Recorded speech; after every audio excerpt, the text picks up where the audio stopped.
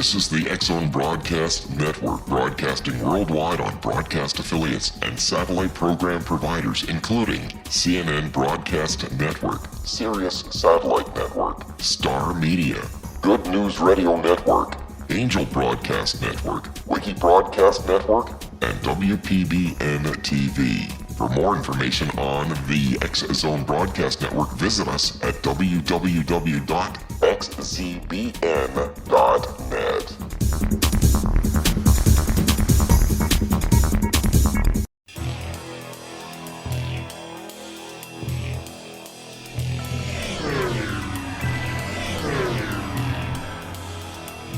This is A Different Perspective with Kevin Randle. A retired U.S. Lieutenant Colonel, Kevin Randle has been studying UFOs for nearly 50 years. Kevin has investigated some of the most famous UFO cases in the world and has been consulted for dozens of documentaries about UFOs. Considered one of the leading experts into the Roswell UFO crash of 1947, Kevin has written more than 25 books about UFOs, including the recently published Roswell in the 21st Century. Now, here's the host of A Different Perspective, Kevin Randle.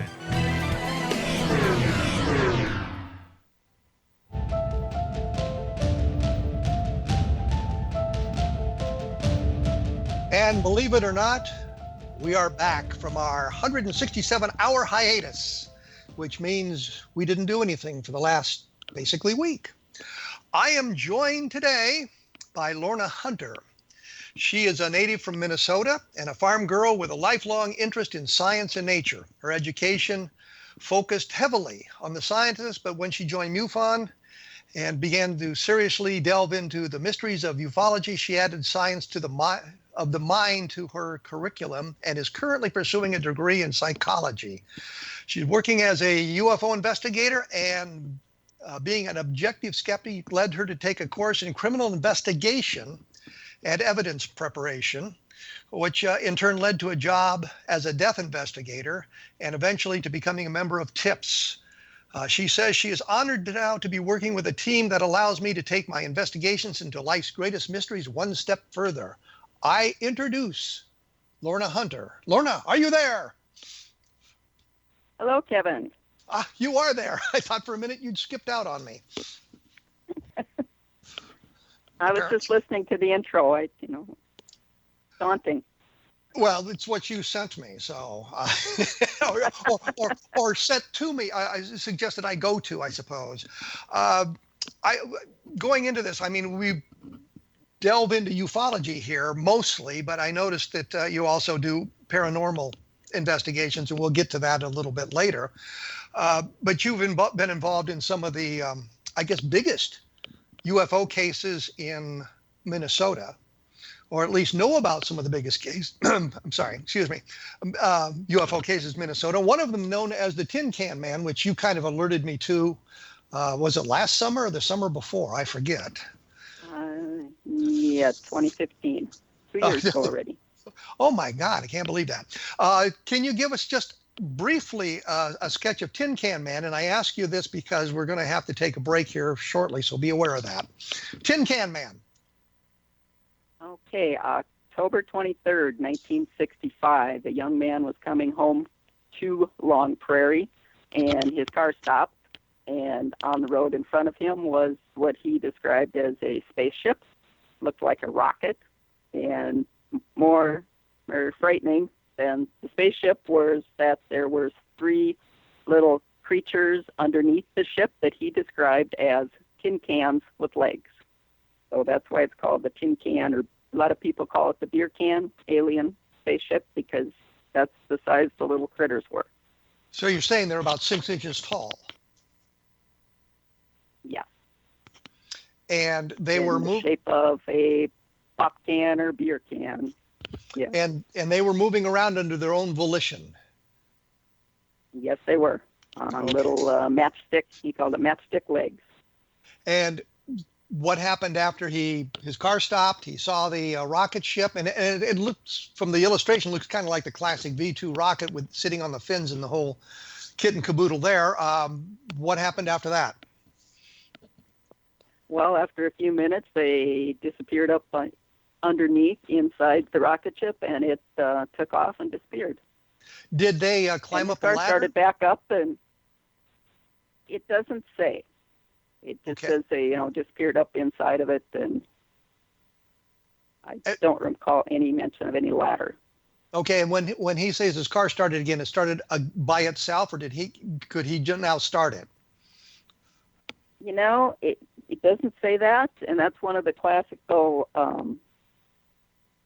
sightings of the era, the electromagnetic effect, where everyone said, well, when the UFO came over, my car stopped, and then when it was gone, it started back up again. But nobody ever says if they physically cranked it or if it started on its own. Well, that is always left out of all the reports. When we come back in just a few minutes, I'm going to explore that a little bit, because I did a survey of Mark Roddiker's book on electromagnetic effects in the cars, because that was a question I had, and I was able to come up with a bit of an answer. We will be back with Lorna Hunter in just a few minutes, and we'll have more information about all of this information at www.kevinrandle.blogspot.com. And I'm going to take a moment and suggest that you all take a look at Roswell in the 21st Century, which you can find on Amazon as an ebook or whatever you want. But we will be back in just a few minutes.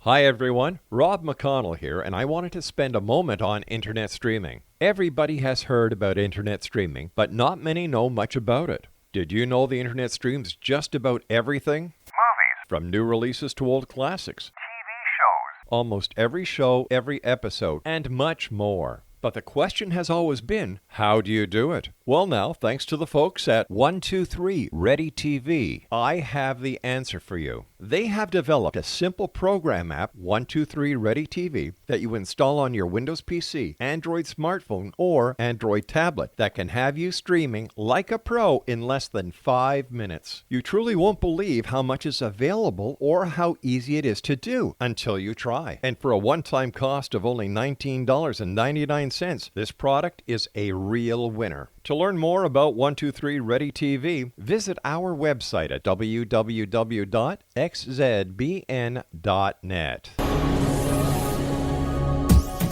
This is the X-Zone Broadcast Network, broadcasting worldwide on broadcast affiliates and satellite program providers, including CNN Broadcast Network, Sirius Satellite Network, Star Media, Good News Radio Network, Angel Broadcast Network, Wiki Broadcast Network, and WPBN TV. For more information on the X-Zone Broadcast Network, visit us at www.xzbn.net.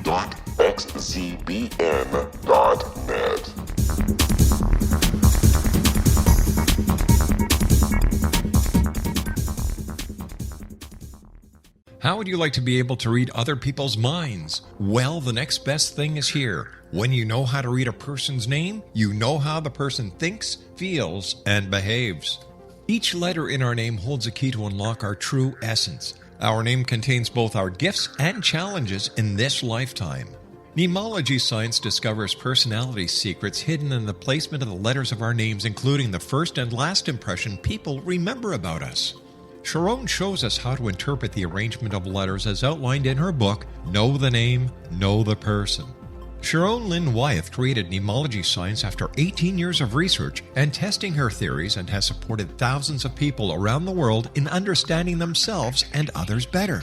You'll enjoy Sharon's unique teachings as she shares her system to learn the gifts behind your given birth name. Even if you don't like your birth name, there are jewels in this book. If you're thinking of changing your name, ready to name your child, or wanting to get along better with others, this is the book for you. If you'd like to improve your relationships and change your life for the better, get the book today, Know the Name, Know the Person, or visit www.knowthename.com. That's www.knowthename.com.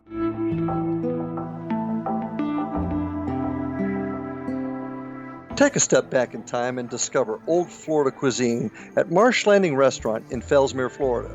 Enjoy delicacies such as frog legs, gator tail, catfish, and swamp cabbage, or enjoy the more traditional cuisine such as hand-cut Angus steaks, ribs, and seafood. Join us for breakfast with a southern flair featuring sweet potato pancakes, biscuits and gravy, and much more.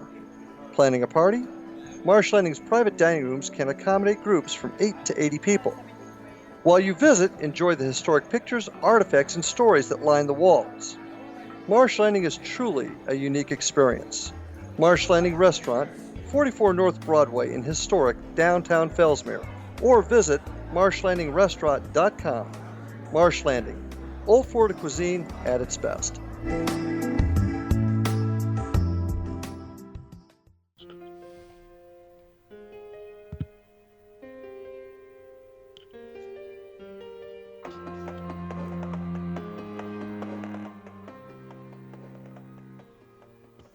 And we are back with Lorna Hunter, who is a Minnesota ufologist and an investigator of the paranormal. And we'll try to get to that in a little while. When we went away, I'd asked a question about whether the guy had to start his car or whether or not it started spontaneously. And Lorna said to me during the break, you said? Lorna? I read through the report quick, and I found where it says that he says the car started by itself. And I did not have to touch the starter. But previously, after it had stopped, he was trying to start it, and nothing would happen. But once the UFO left and was about a mile high and out of sight, the car started spontaneously, and the lights came back on. Okay. The reason I asked that question is during the Condon Committee, and the Condon Committee, of course, for the listeners, was the University of Colorado study of the of UFOs for the Air Force, and they had discounted the electromagnetic effects. They'd looked at one case, I think, that happened while they were on, and they could not come up with a reason why, if you suppressed an electrical field with a large magnetic force, that the car would then spontaneously start. They could understand how it would suppress the flow of electrons, I guess, to the lights and fill the radio with static, but they couldn't understand why the car would start. And because of that, I looked some stuff up, and I went through Mark Rodiker's report on the electromagnetic effects that he had put together of all the cases where cars or equipment, machinery, had been stopped by close approach of UFOs. And that was the one thing I found, that oftentimes it would say when the UFO was gone, the car started. But there were many cases where they specifically said once the UFO was gone, I could start the car. And so I'm thinking that in the vast majority of the cases, the driver took some action to start the car. So it's not that the electromagnetic field is suppressing the engine and then it spontaneously sort of starts again, but the driver actually starts the car. So that was a key point, and I'm glad we were able to clear that up on the Tin Can Man. Were there other witnesses? I often wondered about that. Are there other witnesses to this sighting? Not to the actual craft or the little creatures themselves. There were several other reports in the area that night of bright lights that were seen, in various places. Some coon hunters were out and saw the bright lights. There was supposedly some reports, which we have not been able to verify or track down, going north and east away from the area that it was seen in, of power going out in houses as it passed over houses. People's power would go out, they'd go outside and look, and this bright light was passing over. And after it got over the house, their power came back on. So again, the electromagnetic effect suppressing their power supply. I don't know, but supposedly you could track the path of the UFO by the power outages that night, which is, something I have not been able to verify. But that I've heard that from a couple of different people who were alive and in town at the time that this happened.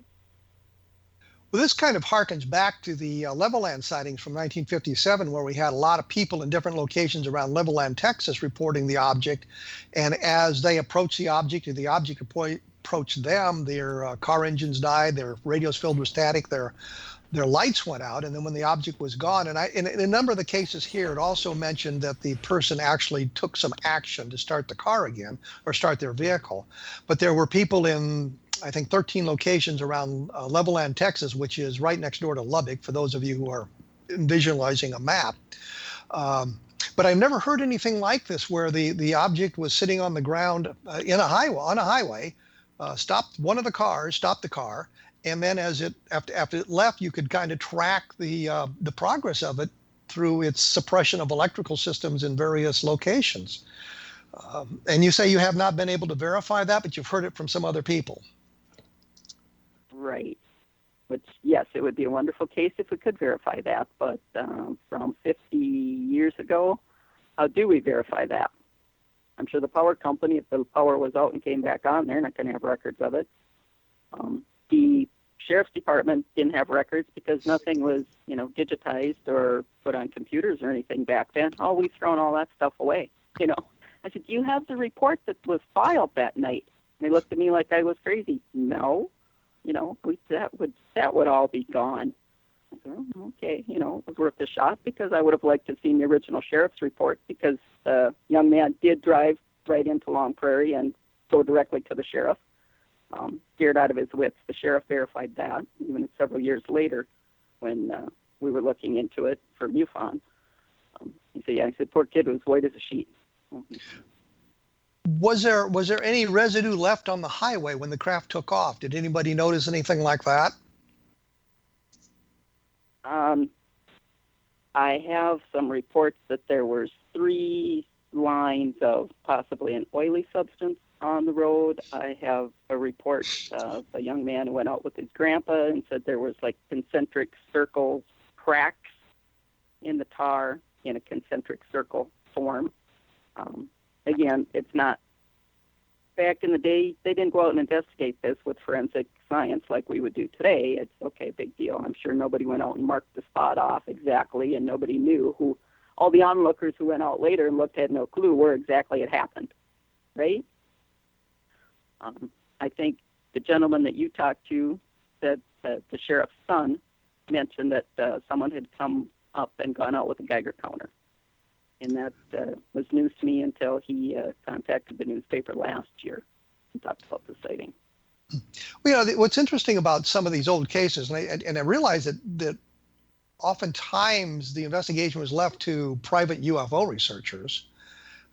That the Air Force ignored cases if they weren't directly reported to them, and I found documentation in the Blue Book files where they've actually said that, written back to somebody who queried about a case and said, well, this was not part of the Blue Book system, it was not reported to us, so that they didn't bother to go out and look at it, although they might have collected newspaper clippings about the sighting and that sort of thing. But I am surprised that if you can get a hold of some of the old records, what you can learn about that. And I say that because of some of the research I've done into the Socorro case recently. But interesting, there was a report out of Roswell that they had packed the alleged bodies in dry ice. And we went to one of the ice houses in Roswell that had a history going back into almost to the turn of the last century. And we couldn't find records for 1947, but we found them for like 1928 and 1929 and 1930. Oh, wow. So it's really kind of haphazard. And the point is, you have to kind of go look for this stuff. And it kind of comes to my mind, did you look in the local newspapers that maybe would suggest power outages that have been reported in specific areas? Or and if it was kind of really localized, there might not even be a report in the newspaper. But had you thought about trying to track it that way? I went through the entire newspaper of the day that it was reported. It was front page news on the one newspaper. I went through the previous weeks. I went through the following week's newspaper looking for sheriff's reports. Because today, a reporter goes up to the courthouse and sits down at the computer and writes down all the sheriff's reports, right? Every incident that comes in gets written down, and it's the news for the next week's newspaper. There were no sheriff's reports. The only thing reported was this UFO. So there were no sheriff's reports written down in the newspapers. And again, paging through every page of the newspapers prior and after, and the weeks after, I didn't see anything else either. It's just the one newspaper that had anything about it in it. Sometimes you get lucky, and sometimes it just doesn't work. I mean, and you kind of. We're lucky that we physically had the copies of the newspapers. I didn't have to go through the fish and look at them. But it's easier for me to scan a whole page of a newspaper than to try to look through a fish. But fish machine. Well, I know that you were a MUFON member. This was 1964, and I'm not. I don't think MUFON 65. officially got. I'm sorry, 65, but I'm not sure MUFON got organized until after that, so there wouldn't be anything in the MUFON records. Right. But what about NICAP or APRO? NICAP being the National Investigations Committee on Aerial Phenomenon, and I know you know that, and APRO being the Aerial Phenomena Research Organization with Coral and Jim Lorenzen as the directors of that organization. And did you look at their newsletters to see if there was anything about it in there? No, that's what you're here for, to remind me to do that. The information that we have, and I thought one of the reports that I had came from NICAP, and I could be mistaken because I have it on our website as the original NICAP report. The one report, and I know you've seen it, it's the top of it says U.S. Air Force Technical Information. So does that mean that this Project Blue Book came out and talked to these people and took that information down? How would that guy have gotten this 10-page form to fill out? Well, the Air Force. If somebody reported it to the Air Force, one of their techniques was simply to send, I think it was Air Force Form 117 to them, which is this long, stupid report, 7 or 8 or 9 or 10 pages about the sighting. And one of the things they do is a little bit of narration of the sighting. So if the Air Force, if somebody reported it officially to the Air Force, meaning somebody had called an Air Force base and said there was this UFO sighting, then they would have, at a minimum, sent the report form. And if you look at through the Project Blue Book files, you'll find some of them say Air Force Form 1711 not completed, so they just closed the case as insufficient data. And if they did an investigation, there will be a case file and a card on it, and probably say something about psychological, since he's reporting little creatures that are 6 inches tall running around loose. It said Venus. One of the reports said Venus. Project 10073 record. Form FTD. Yeah, this is the same form as. Yeah, so it was reported to the Air Force then, and then they did conclude that sort of thing. The Air Force wasn't really big on occupant reports, creature reports. There were very few of them that they actually investigated. Lonnie Zamora being one. There was one in Nevada. No, there were 3 reports in the Project Blue files where they saw creatures and they were unidentified. One in Kansas and one in Oklahoma and Texas, I believe, is where they were. So they did get reported to the Air Force then. But this isn't the only spectacular case that was in Minnesota. You had the, was it Lars Johnson case? The police officer who well, he's a police officer that claims something hit his car and there was physical damage to the car. I think it's in a museum now. Are you familiar? Johnson. Yes, Val Johnson. Yep, Val Johnson. Yep. And his car is in the museum, and that one is quite interesting. Well, let me break in. He's the one who gave me. Let me break in here and say the museum is where? Do we know? Stephen, Minnesota. I believe it's Warren County. There's a Warren, Minnesota, and there's a Stephen, Minnesota. They're both up in the very northwestern peak corner of Minnesota, north of Grand Rapids. And I believe it's the Warren County Museum. Okay. Well, if you Google, if you Google Deputy Val Johnson car museum, it will come up. Okay, let's do this. Let's take a break here, and when we come back, we'll discuss the Val Johnson case a little bit, and maybe move off into paranormal activity as well. I am joined by Lorna Hunter here on A Different Perspective on the X-Zone Broadcast Network, and you might want to take a look at xzbn.net, which will lead you to the website, and you can take a look at some of the other programs on the network that probably have interest for you as well.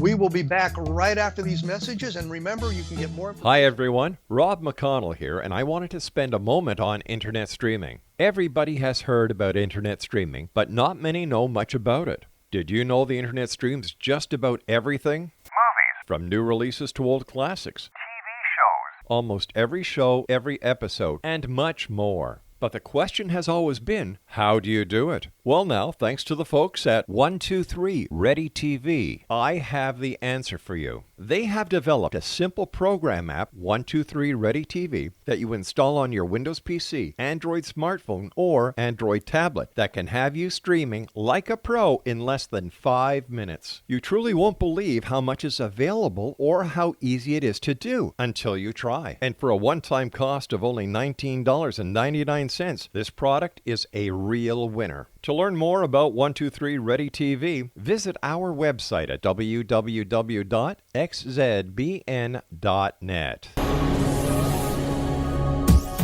This is the X-Zone Broadcast Network, broadcasting worldwide on broadcast affiliates and satellite program providers, including CNN Broadcast Network, Sirius Satellite Network, Star Media, Good News Radio Network, Angel Broadcast Network, Wiki Broadcast Network, and WPBN TV. For more information on the X-Zone Broadcast Network, visit us at www.xzbn.net.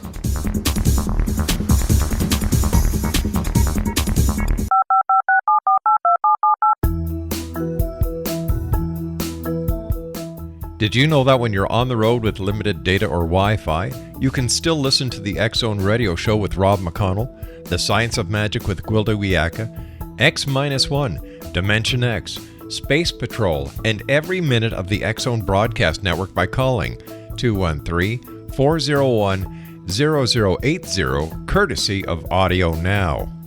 No smartphone, app, or internet needed. It saves your data plan, and it's free if you have unlimited minutes. Call 213-401-0080 to listen on any phone, anytime, anywhere. Remember 213-401-0080 for the best of the paranormal, parapsychology, and sci-fi radio programming anywhere, 24/7, 365.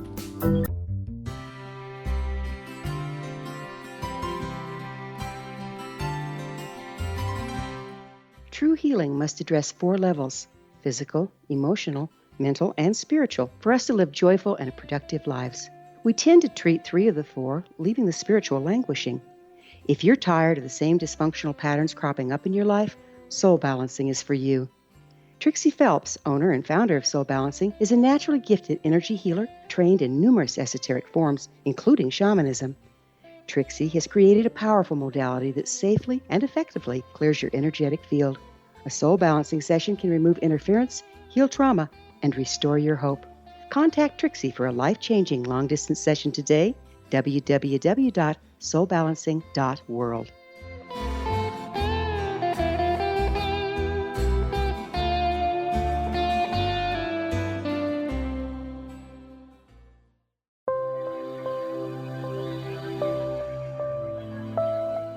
There's a legend shared by many indigenous cultures of a time when the nations were cast to the 4 corners of the world. Each nation was given a body of sacred knowledge that held a different portion of the truth to preserve. True reality could not be known until all the nations reunited, combining the information. If a single one was missing, the world could not be reborn and darkness would prevail. The Science of Magic Radio is dedicated to reuniting the sacred knowledge. With the understanding, none of us has all the answers, but together we can open new perceptions and possibilities. Through our combined vision, the world can be reborn into a place where darkness no longer prevails. Join me, Gwilda Wiyaka, and the Science of Magic daily on the X-Zone Broadcast Network, xzbn.net, or visit us at thescienceofmagic.net.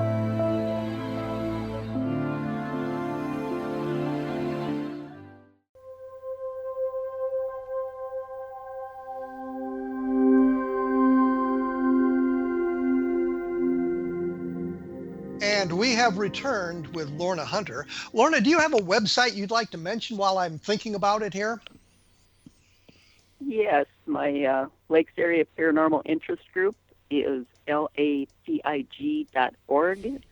and there's a link actually to all these cases in Minnesota on the events page. You'll have to scroll down a ways because we did a radio show. We did a meeting on the Minnesota UFOs back in 2013, it looks like. But it's on the page. All the links are there to the Tin Can Aliens, to the Val Johnson event, a bunch of other pages that show Minnesota and historical UFO reports. Bigfoot in Minnesota, Ghost in Minnesota. Okay. Now we were mentioning Deputy Val Johnson when I went insane apparently, and took a break. But can you give us some of the details of that case? This was in Marshall County, Minnesota. So I was wrong. I said Warren County, but the towns are Warren and Stephen. It's Marshall County.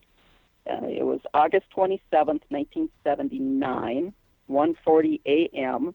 when Deputy Val Johnson called into dispatch. There was a bright white light that he could see in the distance. He thought perhaps an airplane had crash landed. He didn't know what it was. He was going to check it out. The next time when he called in, he had been hit. He had just, woken up from a crash. His vehicle had been hit.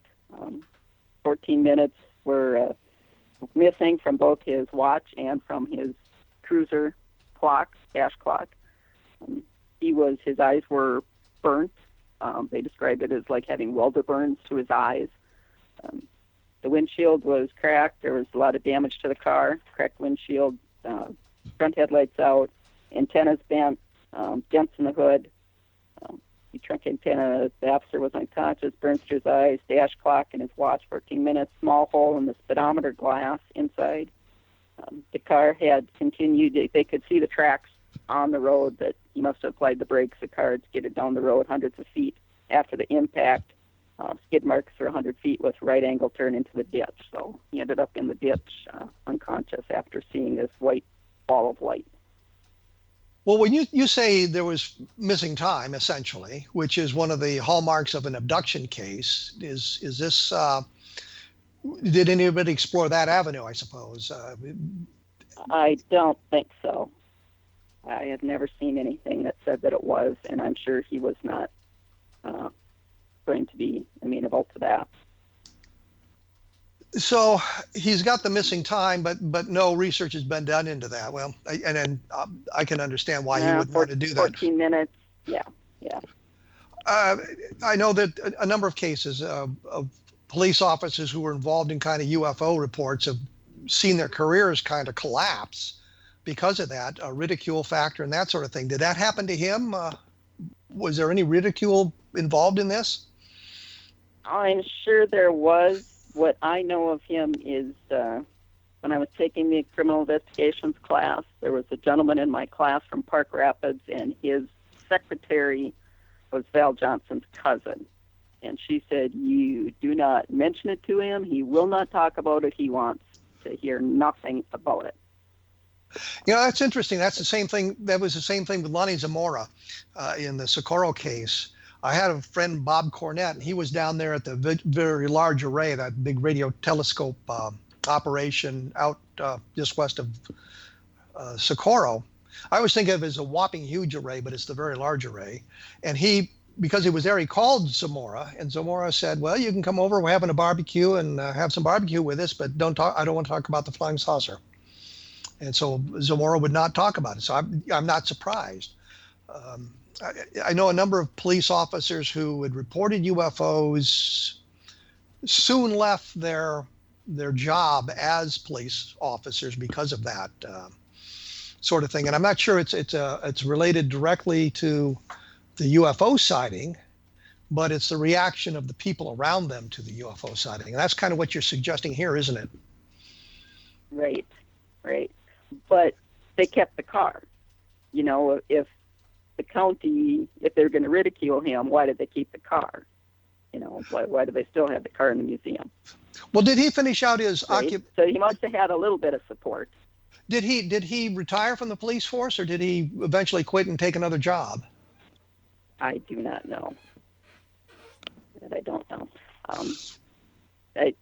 We should maybe mention that the gentleman who saw the little tin can aliens and the rocket ship sitting on the ground, nobody's been able to find him. Several other UFO researchers have been looking for him, and no one knows what happened to him. So, if they don't want to be found and they don't want to talk about it, I guess they just disappear. But we're not the only suggesting thing that I have on the Val Johnson. Well, I'm not suggesting that he, died or, might have changed his name or something, but the one from the tin can alien sighting had, his parents had been contacted, and they said that the Air Force had contacted them and told them not to talk about it. But we're not suggesting anything nefarious here. The guy just got tired of talking about UFOs and decided to go away. You don't want to be found? Yeah, you're not going to be found.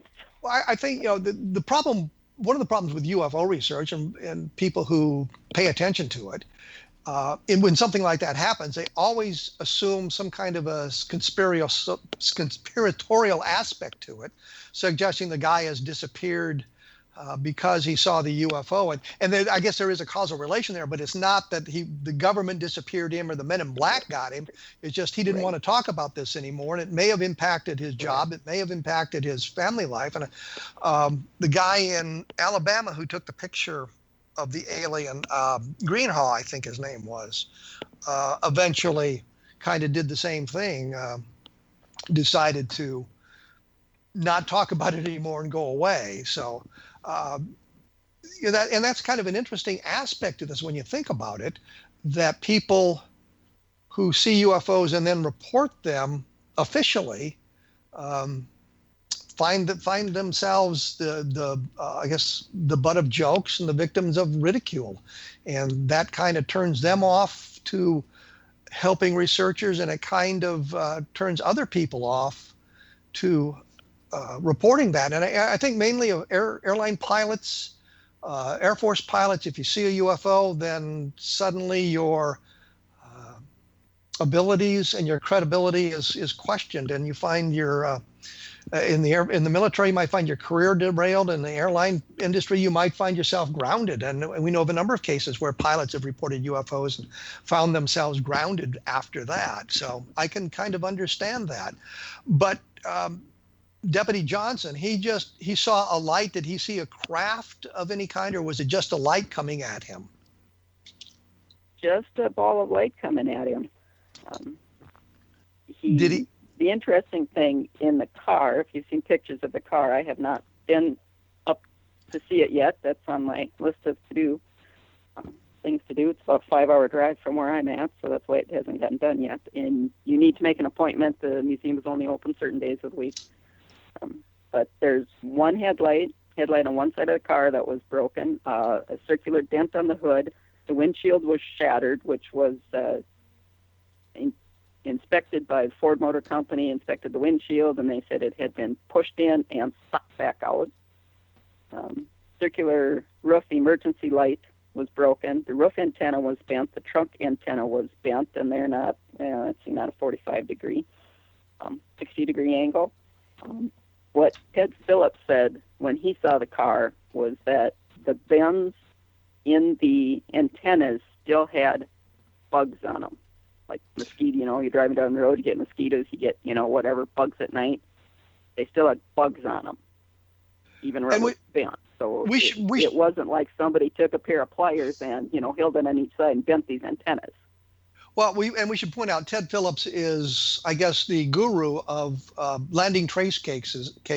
He's compiled a catalog, I think, of about 5,000 landing trace cases, UFO landing trace cases throughout the country, and other phenomenon as well. So he did investigate the case, and he thought it was a very good case, didn't he? Yes, and he also said that at one point in time, the dent in the hood had residue in it. When he talked to the deputies that were on the scene after this case, or after the accident, they had said, well, yeah, there was, some yellowish or some color residue in that dent. I said, well, did anybody swab it? Well, I mean, and these are police, right? You'd think they would have done it. No. It's a UFO. Nobody thought about, taking trace samples for UFO cases back then. Well, I know this is would a it quite... have helped? Maybe not, but it just seems like, that's automatic. Now we look for traces. We look for something that's not of this earth, right?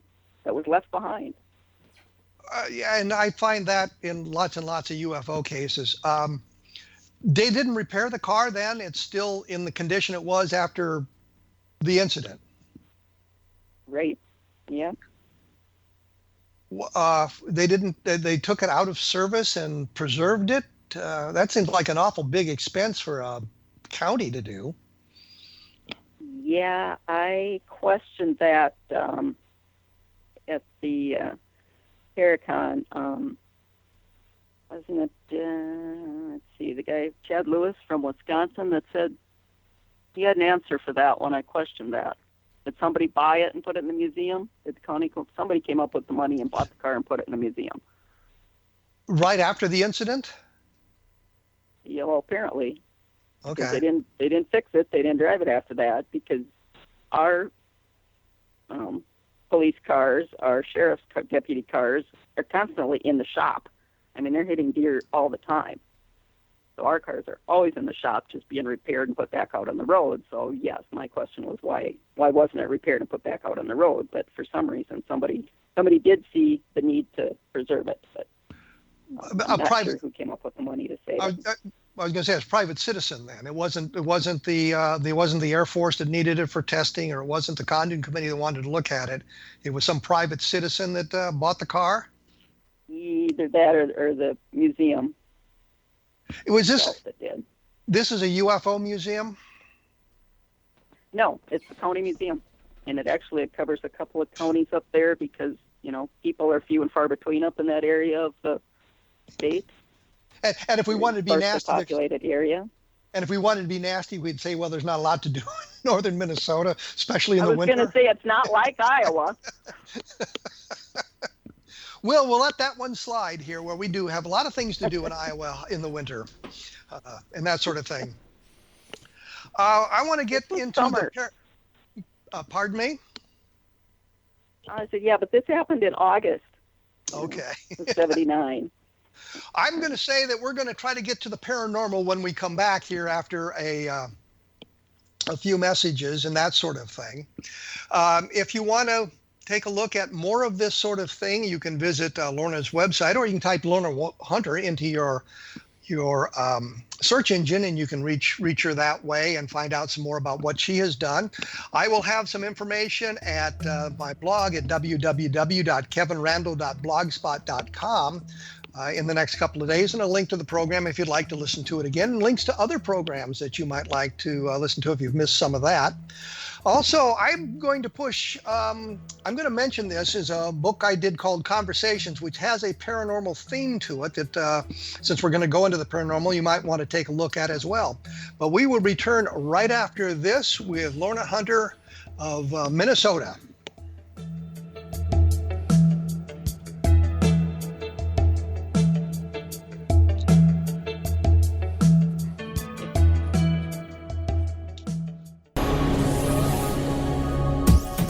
This is the X-Zone Broadcast Network, broadcasting worldwide on broadcast affiliates and satellite program providers, including CNN Broadcast Network, Sirius Satellite Network, Star Media, Good News Radio Network, Angel Broadcast Network, Wiki Broadcast Network, and WPBN TV. For more information on the X-Zone Broadcast Network, visit us at www.xzbn.net.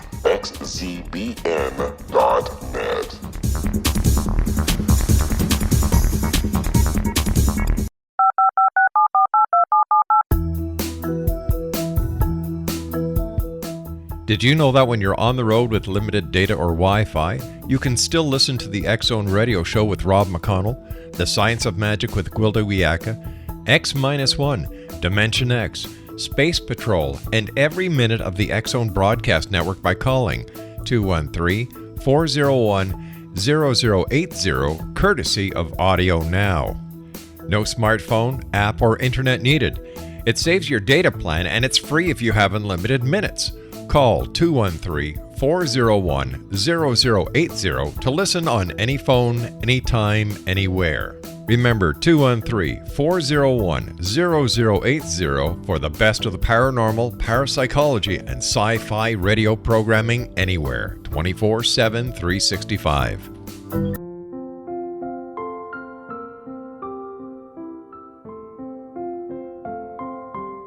I am Dr. Carl O'Helvey, founder, president of a new cancer foundation focusing on evidence-based physical, mental, and spiritual interventions, including natural cancer cures, prayer, meditation, affirmations, nutrition, and other related holistic cancer prevention and cure modalities.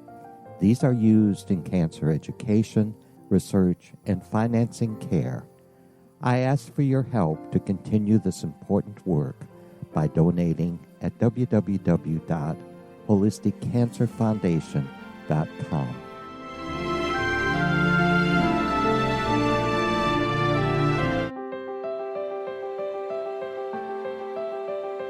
Wouldn't you love to know the secret to everything? I'm Dr. Kimberly McGeorge, and on The Secret to Everything, we will merge the practical with open investigation into all realms of the mysterious. We will talk to cutting-edge alternative health practitioners, those who inspire and motivate you in business and life, and of course, we will share stories of the paranormal, conspiracy, and cryptozoology. You will transform because of the frequency I carry, the frequencies my guests carry. Life may never be the same after you listen to this program, for the secret to everything is for you, the listener, for those who desire more in every area of their lives and believe that it can still be found. Listen and discover thesecrettoeverything.com.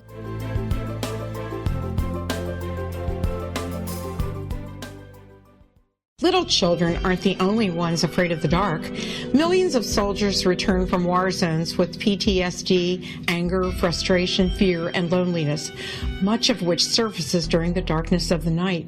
You have the chance to change the lives of these American heroes. Songs and Stories for Soldiers.us provides free MP3 players for these men and women. With a list of 3 million songs in 16 different styles, 100,000 audiobooks, and 30,000 old-time radio programs, every veteran can find something to soothe and comfort them at no cost. All our players contain an 8-hour audio program designed to help veterans fall asleep. With 1,500 plus vets now participating, it's our goal to deliver 10,000 audio players this year. Go to our website at songsandstoriesforsoldiers.us. Help us help a veteran make it through the night.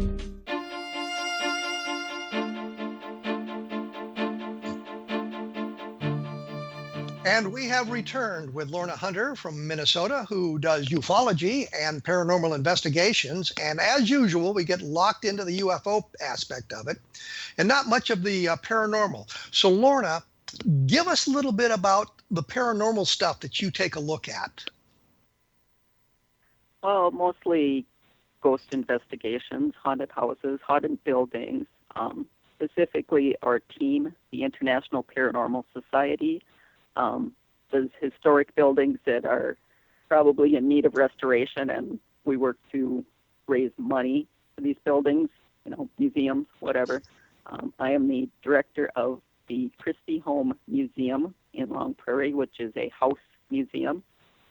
It was built in 1901 by Dr. George Christie.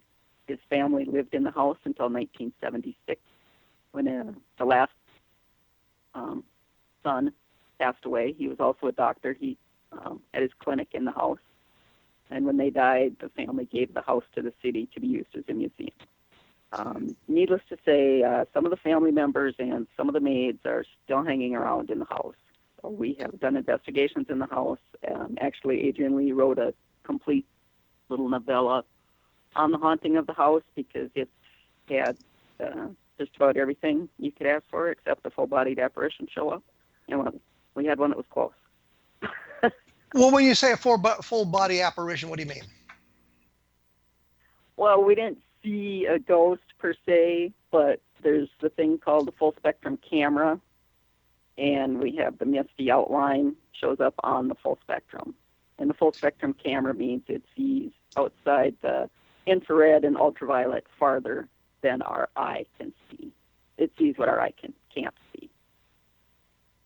This is moving a little bit.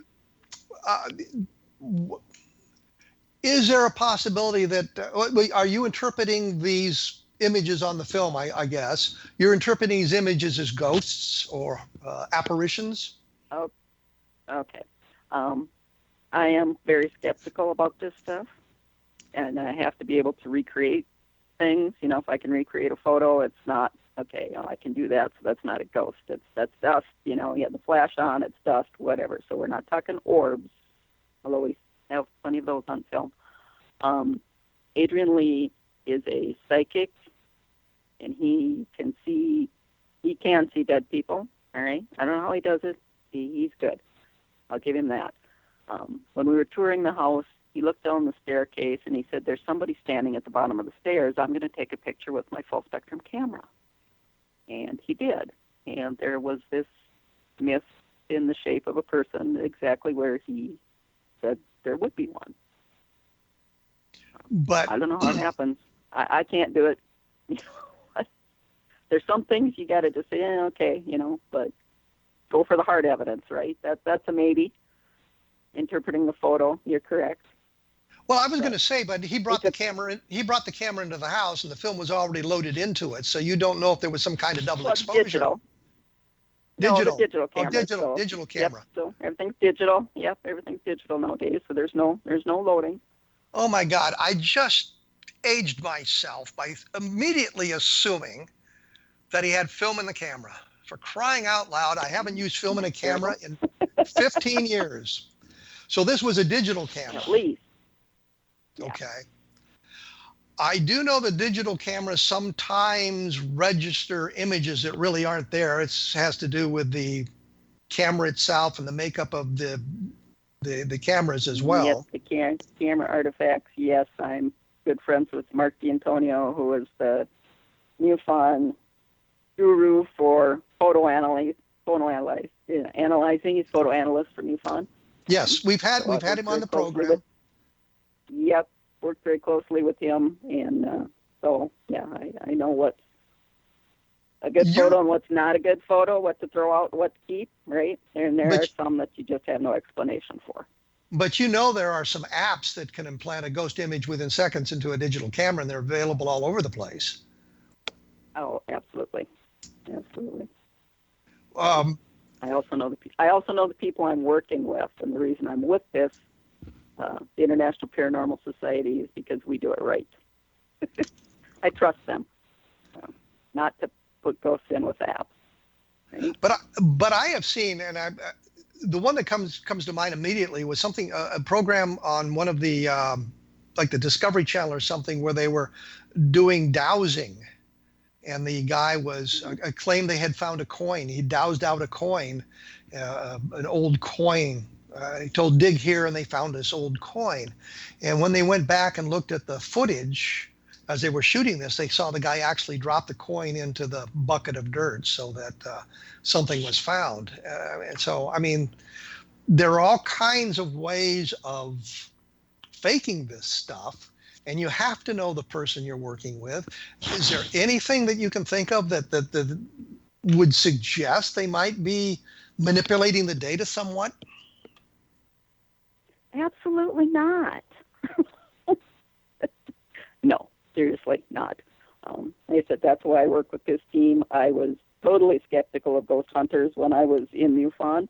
I thought, seriously, ghost hunters? No way. That's the last thing that I would ever do. I would never give them any credibility until I was invited to go along with this team, and they were using all the same equipment that ufologists use, the K2 meters, the mel meters, you name it, for recording sounds, electromagnetic activity, They had cameras set up, they hooked to the computer, they were watching the live feeds of the cameras, they were recording everything. Yeah, these guys do it right. Well, you said one thing that interests me. You said you're no longer with MUFON. Well, I'm a life member, but that's about as far as it goes. Why have you stopped your activity with MUFON? I didn't like the direction they were taking. And that direction was? Well, when they started firing state directors who knew what was going on and putting people in place that would give them the answers they wanted, people that believe too much too easily. Yeah, it's not an objective group. So MUFON has moved in a direction that suggests they're being less than objective in their UFO investigations? That's my opinion, yes. What brought this opinion on? I mean, was there a specific event other than firing some of the state directors? Well, when Bigelow got involved with them was the turning point. But he was involved for he was involved a long time ago. I mean, in the mid 1990s. Yeah, but he wasn't paying for investigations till 2009 is when they started with the STAR team investigations, when Bigelow actually paid to receive all the reports that came in. But didn't he buy a whole bunch of abduction reports from John Carpenter, who was their abduction researcher? I don't know about the abduction ones. He was specifically interested in anything that had a propulsion, craft landings. He wanted to know the propulsion because obviously he was trying to get outer space or get back to the moon. So he wanted an inside scoop on anything that could give him a lead in the propulsion race. And when we say Bigelow, this is the Las Vegas billionaire, I guess, who is attempting to kind of engineer his own space exploration, I suppose is the best way of putting it. But that's the fellow. Yep. And so you're just suggesting that.